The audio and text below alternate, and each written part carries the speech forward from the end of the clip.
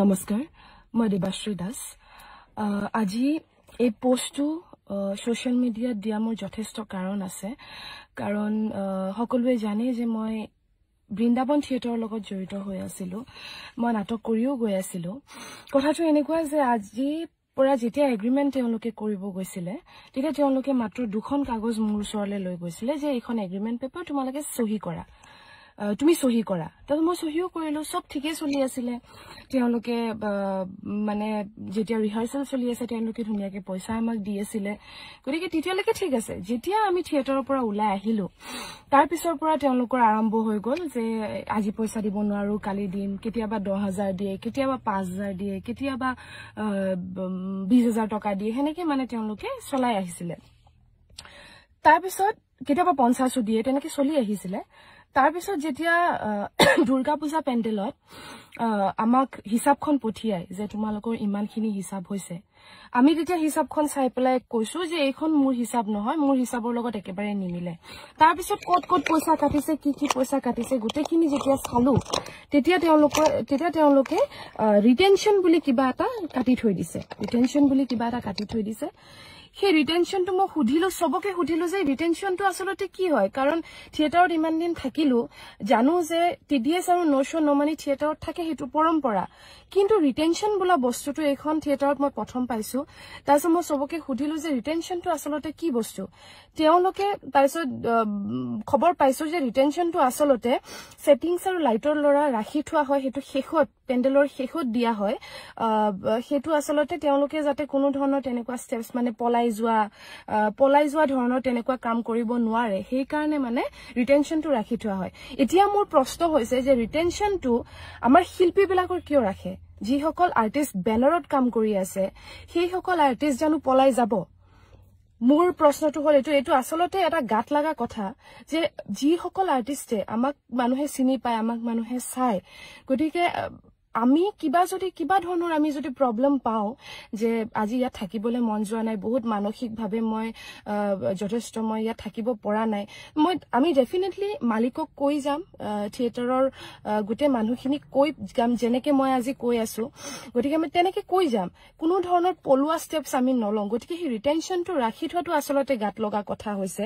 তাৰ পাছত দুৰ্গা পূজা পেন্ডেলতে তাৰপিছত কলো তেওঁলোকক গৈ পিনি যে আপোনালোকে প্লিজ কাইন্ডলি মোৰ এগ্ৰিমেন্টখন দেখুৱাওক তেওঁলোকে এগ্ৰিমেন্টখন সেই দুখন পাত যে মই সাইন কৰি থৈছিলো তাৰ মাজত তেওঁলোকে এক্সট্ৰাকে দুখন পেপাৰ টাৰ্মছ এণ্ড কণ্ডিশনৰ খুমাই ষ্টেপল কৰি দিছে তাৰপিছত যেতিয়া সুধিছো এই দুখন কাগজ কেতিয়া হুমুৱালে কাৰণ এই দুখন কাগজ আজি যদি টাৰ্মছ এণ্ড কণ্ডিশনত এইবোৰ বস্তু লিখা থাকিলে হেতেন মই কোনো কাৰণত থিয়েটাৰত নাহিলো হেতেন মই বৃন্দাবন থিয়েটাৰত নাহিলো হেতেন তেওঁলোকে কৈছে তোমালোকে পঢ়িছিলা তুমি পঢ়ি পেলাই তো তোমালোকে সাইন কৰিছা তেতিয়া মই কৈছো সেক্ৰেটাৰীক যে আপুনি বেলেগৰ মানে ৰাতুল দাহতৰ বা জীবন দাহতৰ নিৰ্মল দাহতৰ আমাক এগ্ৰিমেন্টখন দেখাওক তেতিয়া বাও আছিল বাৰ তাতো মানে বাকো এগ্ৰিমেন্টখন দেখুৱা হৈছিল তেতিয়া কৈছিল যে এগ্ৰিমেন্টখন দেখুৱাওক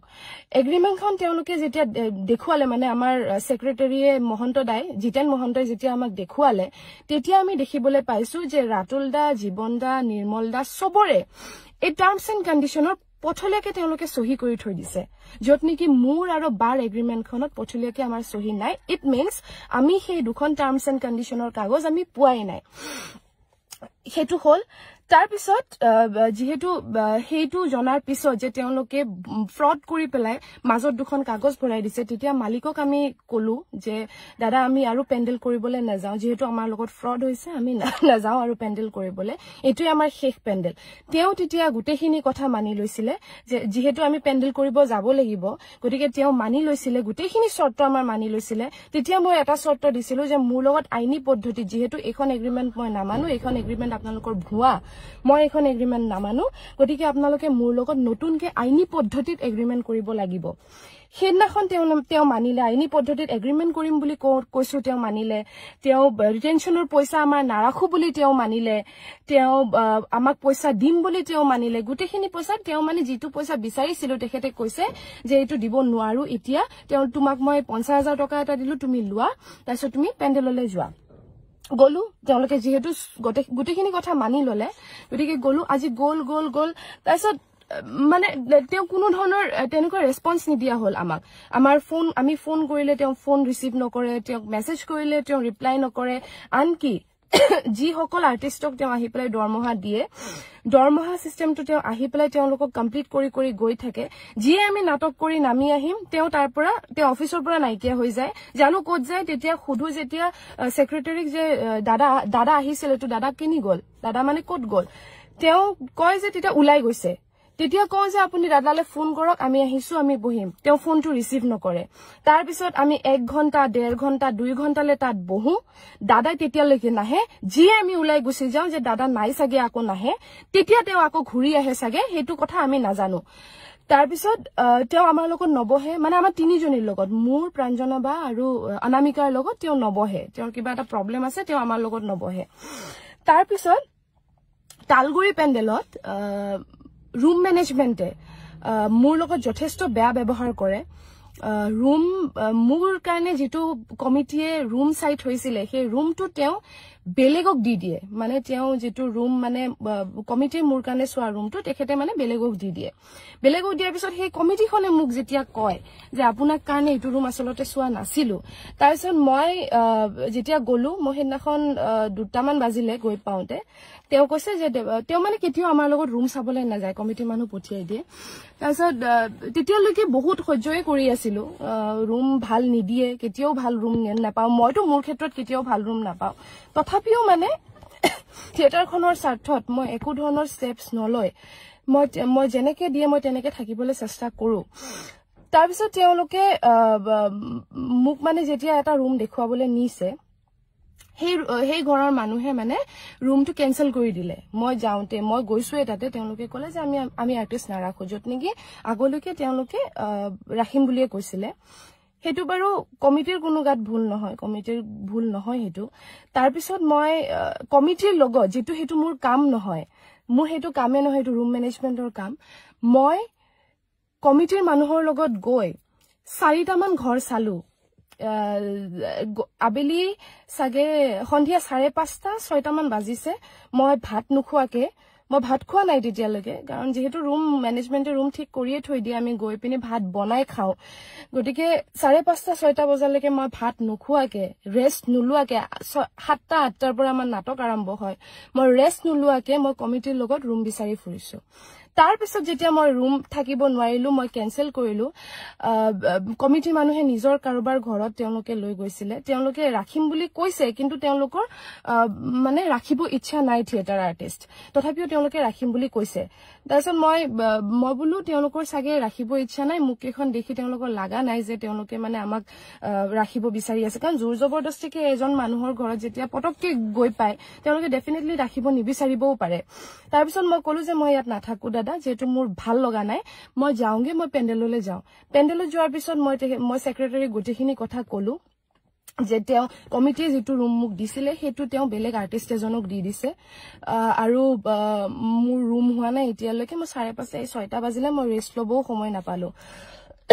তাৰ পিছত তেখেতে ৰুম মেনেজমেন্টৰ যিজন আমাৰ মানে হেমন্ত দা আছে তেখেতে আকু গল সেই ৰুম কিটাই চাব গল যোন কিটা ৰুম মই কেনসেল কৰি আহিছো তাৰছত তেখেতে কয় যে ইয়াতকে বেছি ভাল ৰুম আৰু তোমাক মই দিব নোৱাৰো মই কৈছো ভাল ৰুম বেয়া ৰুমৰ কথা নহয় তেওঁলোক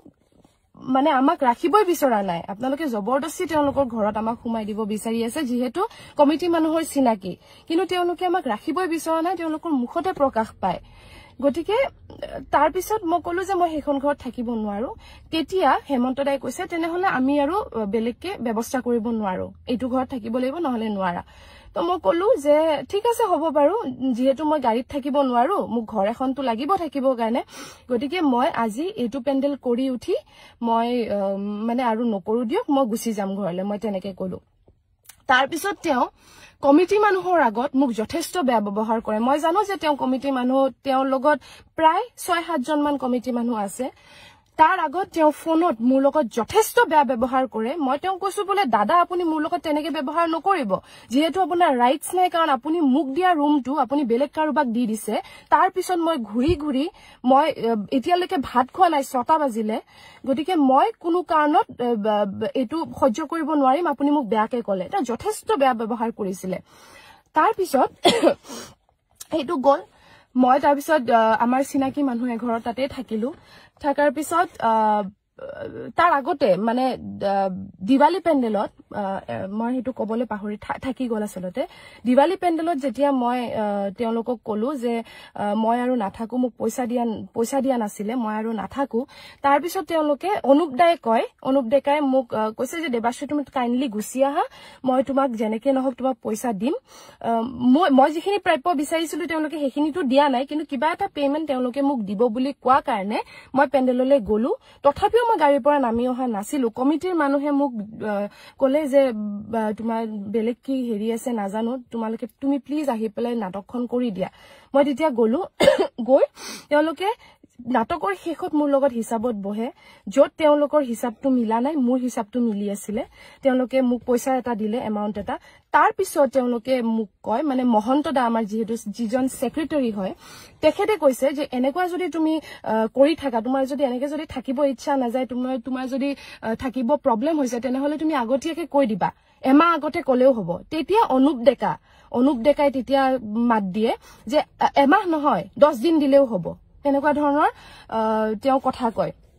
তেতিয়াও মই মাত দিয়া নাই যেহেতু মোক পইচা দিছে অকনমান থিয়েটাৰখনৰ স্বাৰ্থত মই থাকি দিলো তাৰ পিছত তালগুৰি পেণ্ডেলৰ এইটো কেছটো হ'ল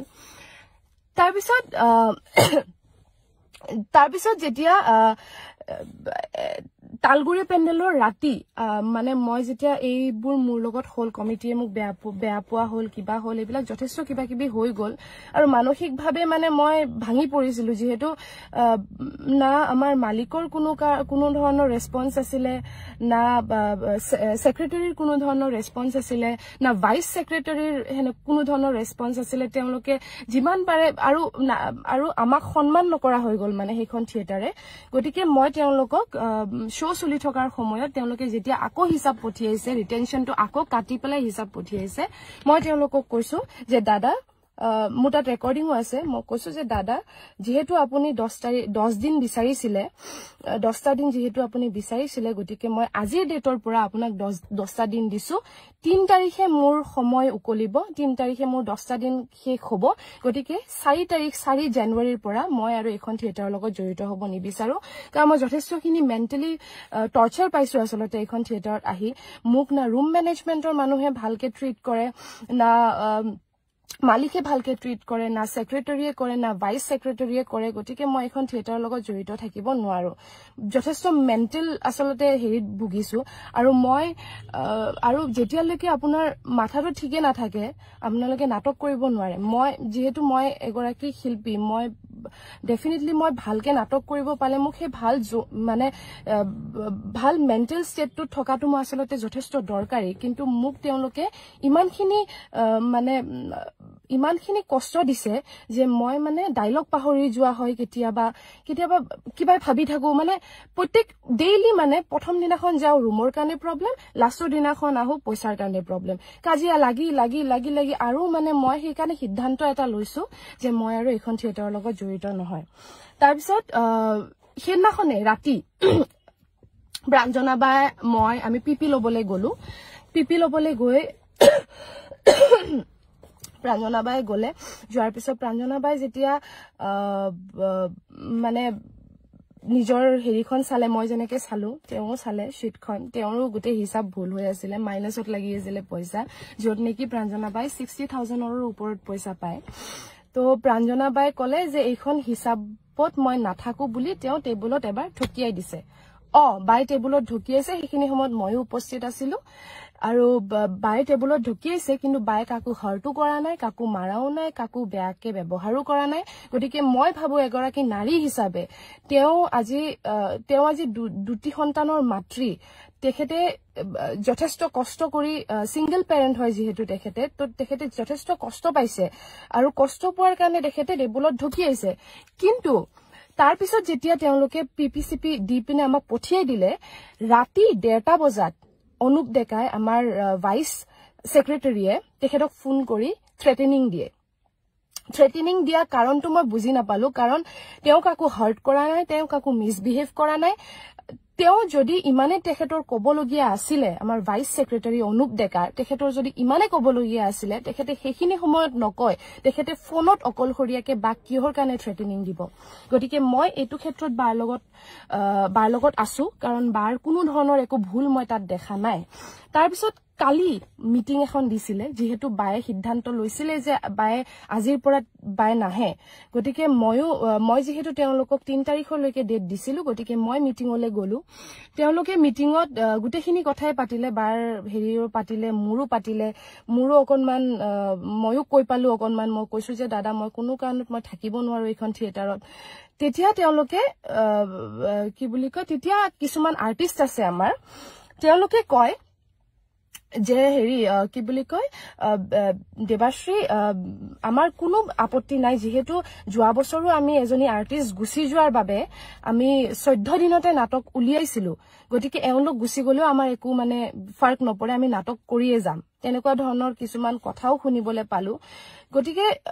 মানসিকভাৱে যথেষ্ট আসলতে অসন্মান হৈছো এখন থিয়েটাৰত আহি যেহেতু ৰুম মেনেজমেন্টৰ মানুহে আৰু কমিটি মানে এনেকুৱা কমিটিৰ লগত মানে ইমান ধুনিয়াকে আমাৰ এটা বন্ডিং বহে সদায় যেতিয়া আমি যাওঁ তেওঁলোকে আমাক কেতিয়াবা খানা খাবলৈ মাতে তেওঁলোকে আমাক যথেষ্ট ৰেসপেক্ট কৰে সেই কমিটিখনৰ আগত যেতিয়া ৰুম মেনেজমেন্টৰ মানুহ এটাই ইমান বেয়াকে ব্যৱহাৰ কৰিব এজনী আৰ্টিষ্টক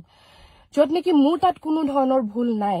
গতিকে মই সেই বস্তুটো মানি লব নোৱাৰো আৰু অনুপ ডেকাই যেহেতু মোক 10টা দিন বিচাৰিছিলে 3 তাৰিখে 3 জানুৱাৰী 2025 চনত মোৰ সেই 10 দিন শেষ হ'ব আৰু 4 নম্বৰ তাৰিখৰ পৰা মই থিয়েটাৰলৈ নাহো গতিকে মই এটোৱে কৈছো মই সকলো কমিটিক মই মোৰ এই ফেসবুকৰ পোষ্টৰ জৰিয়তে মই ক্ষমা বিচাৰিছো যে মই আপোনালোকৰ ওচৰলৈ যাব নোৱাৰিলো আসলে যথেষ্ট মেন্টেল প্ৰেছাৰ তেওঁলোকে বহাই দিছে মূৰত গতিকে নোৱাৰো আৰু বেয়া নাপাব আৰু পেন্ডেল জানো যে পেন্ডেল যথেষ্টখিনি বুক হৈ আছিল পিছলৈকে কিন্তু মানে আমি মোৰ ওচৰত ভাষা নাই যে মই কেনেকে আৰু সেই মানুহখিনিক ফেস কৰো কেনেকে সেই মানুহখিনিৰ লগত গৈ নাটক কৰো